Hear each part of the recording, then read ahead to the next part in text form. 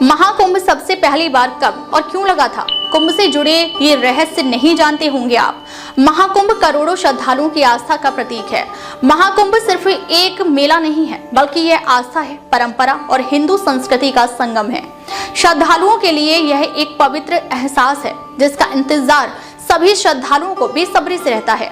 सरल शब्दों में समझें तो 12 साल लगातार 12 वर्षों तक लगने के बाद पूर्ण महाकुंभ लगता है, जो 144 साल बाद आता है।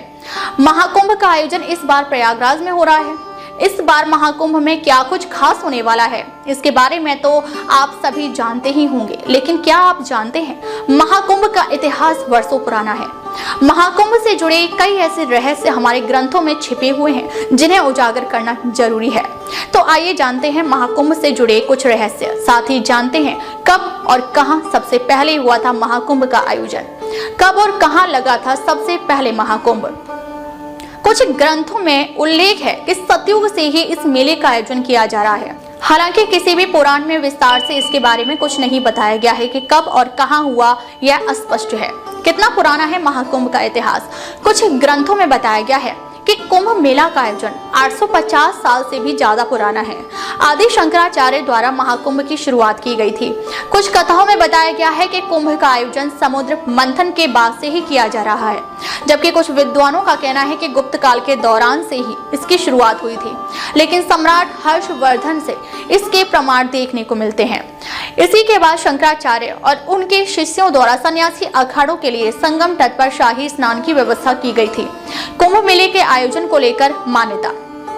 हालांकि कुछ ऐतिहासिक साक्ष्य यह भी मिलते हैं जिनसे सिद्ध होता है कि कुंभ का आयोजन राजा हर्षवर्धन के राज्यकाल में आरंभ हुआ था। प्रसिद्ध चीनी यात्री हुएंसांग जब अपनी भारत यात्रा के बाद उन्होंने कुंभ मेले के आयोजन का उल्लेख किया था। इसी के साथ उन्होंने राजा हर्षवर्धन का भी जिक्र किया है।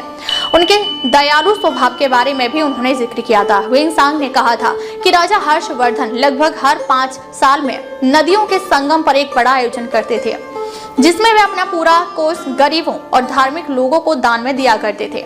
महाकुंभ और समुद्र मंथन के रहस्य। समुद्र मंथन के बारे में शिव पुराण, मत्स्य पुराण, पद्म पुराण, भविष्य पुराण समेत लगभग सभी पुराणों में जिक्र किया गया है। मान्यताओं के अनुसार समुद्र मंथन के दौरान जब अमृत कलश बाहर आया था, तब देवताओं और राक्षसों के बीच तनातनी और संघर्ष को कम करने के लिए भगवान विष्णु ने मोहिनी अवतार लिया था।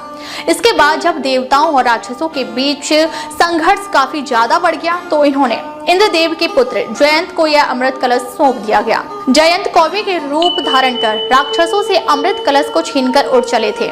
जब वह घट को लेकर भाग रहे थे, तो अमृत कलश से कुछ बूंदें प्रयागराज, उज्जैन, हरिद्वार और नासिक में गिर गई थी।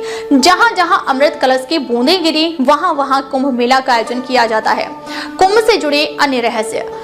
जब जयंत कौवे के रूप में अमृत कलश को लेकर जा रहे थे, तो उनकी जीभ पर भी अमृत की कुछ बूंदें लग गई थी, जिस वजह से कौवे की आयु लंबी होती है।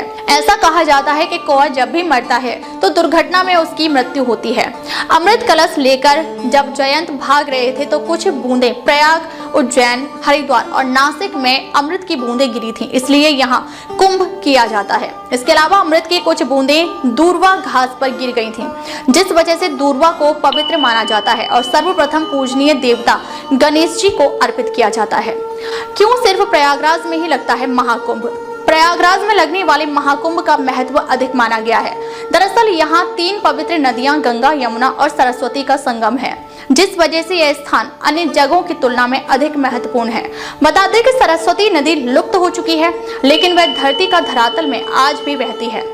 ऐसी मान्यता है कि जो व्यक्ति इन तीनों नदियों के संगम में शाही स्नान करता है, उसे मोक्ष की प्राप्ति होती है। इसलिए प्रयागराज में इसका महत्व अधिक माना जाता है। अब तक लिए बस इतना ही। फिर मिलते हैं एक ऐसी ही बड़ी खबर के साथ। तब तक लिए नमस्कार और आप देख रहे हैं न्यूज़ इंक नेटवर्क, आवाज सच की।